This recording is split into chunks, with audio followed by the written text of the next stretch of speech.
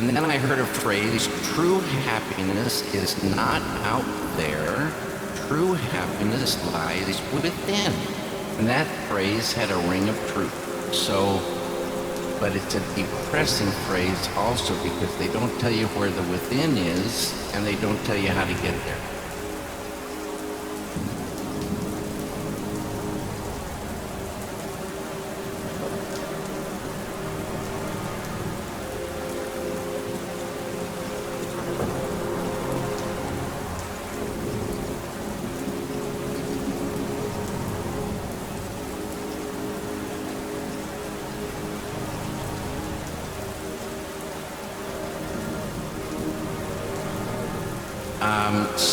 And then I heard a phrase, true happiness is not out there, true happiness lies within. And that phrase had a ring of truth.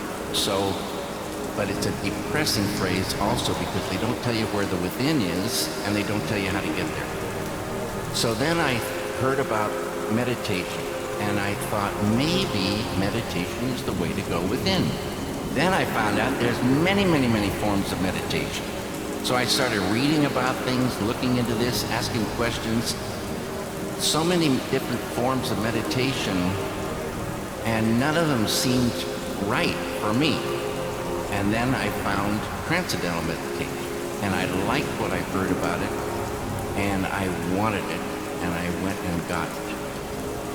And how did that, your first meditations then, inform or influence not just the way you live your life, but also your ability to create, your ability to produce?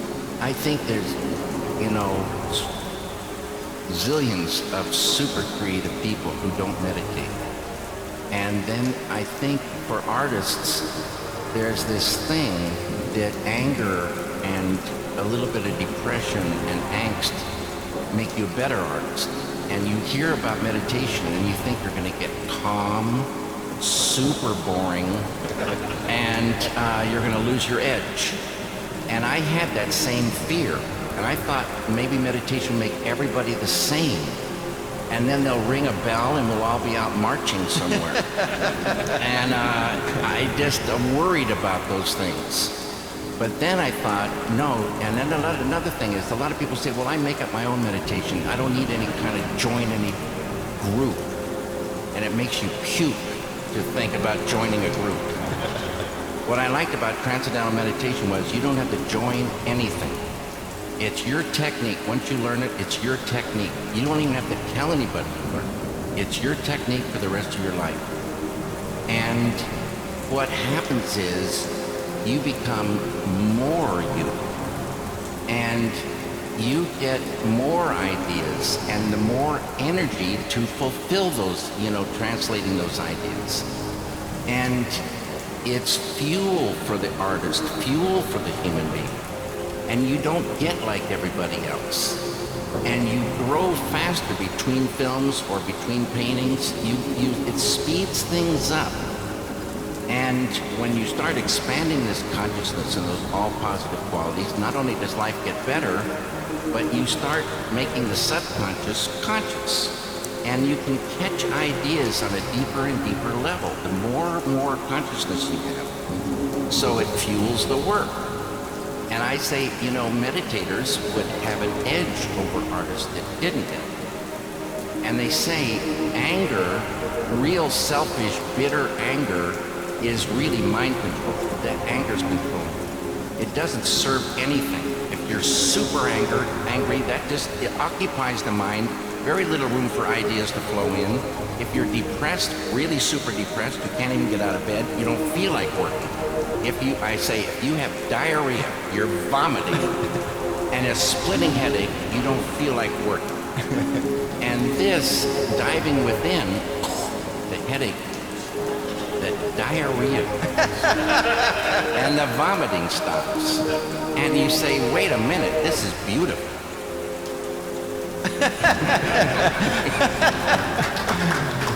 Now, a question often comes up, do you meditate in order to get good ideas in the meditation? Is this a way to sort of get good, and have you ever had good ideas, people ask? Yeah. There's a story. John Lennon was in Rishikesh with Maharishi, and he said, Maharishi, I go and start meditating. I dive in there, and I start getting ideas for songs. So, what should I do? And Maharishi said, gently come out, write those ideas down, and dive back in. And That was a White Album.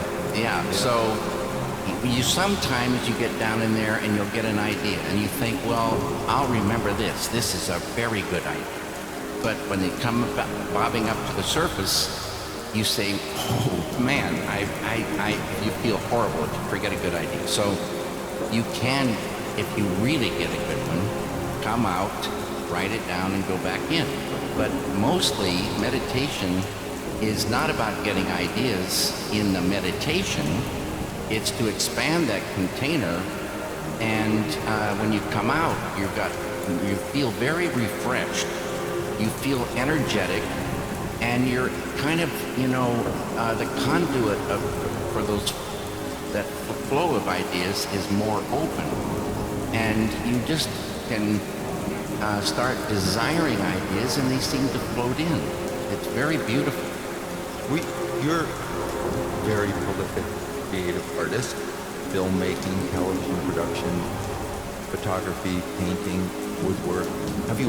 Were you always as a kid growing up in the upper Midwest, always this creative? Did meditation facilitate that? I never had an original idea until I was about 20.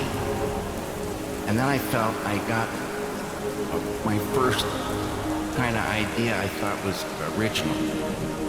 And then I guess I seemed to be creative. But I looking back, it was on shaky ground. I wasn't so self-assured. I had a kind of a weakness. And I was like a machine that an expert could look at and say, that machine could break down on us. And I felt like when I started meditating, all these mechanics came and polished that machine and machined better parts and started putting it together to really cook. And that's the way I felt.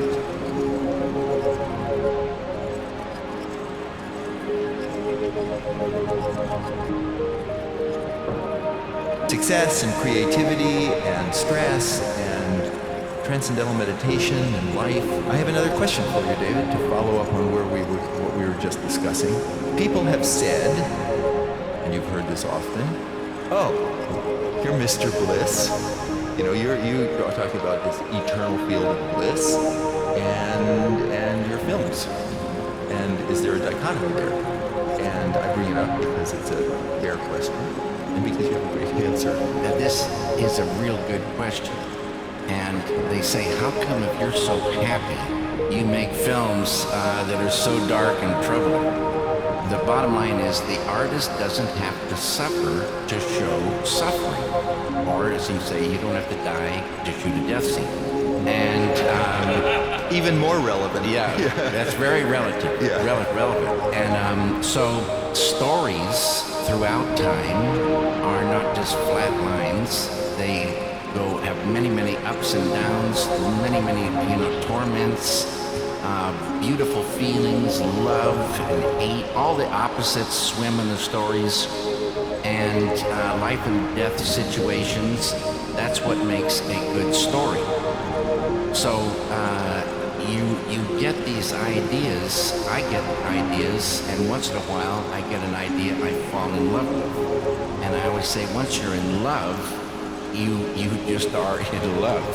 Not only do you know what you want to do, you need to do to translate those ideas, but you're in love. And so I say sometimes maybe people fall in love with a girl that they maybe wouldn't want to take home to their parents, but they're in love. Very funny.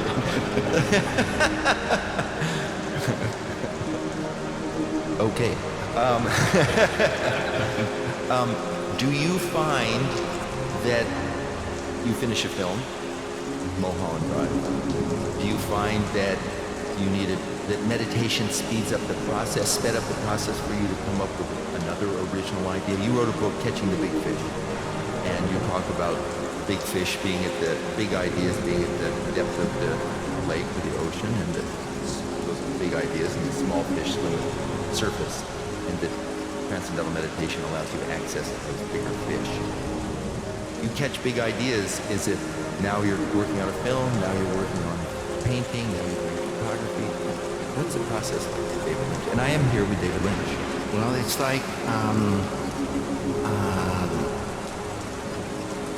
there's ideas out there for everything.